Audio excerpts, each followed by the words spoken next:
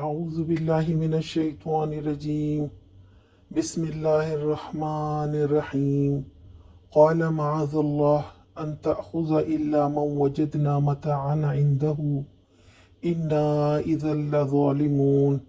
یوسف علیہ السلام نے کہا، پناہ اللہ کی، دوسرے کسی شخص کو ہم کیسے رکھ سکتے ہیں؟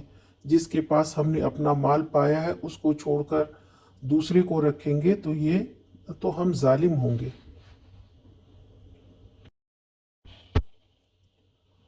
یوسف علیہ السلام نے کہا، اللہ کی پناہ، ہم کسی اور کو اس کی جگہ پکڑ لیں۔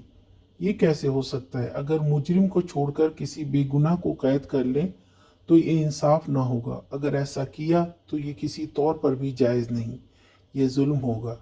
کسی کو ناکردہ گناہ کی سزا دی جائے اور جس کے سامان سے سوا ملک برآمد ہوا ہے وہ آزاد رہے، یہ ناممکن ہے۔ ایسا ظلم میں نہیں کر سکتا۔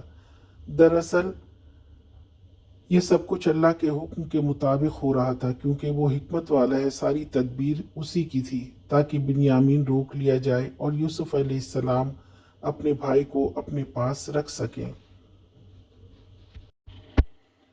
آج کا سوال، بھائیوں کو کیا جواب دیا یوسف علیہ السلام نے؟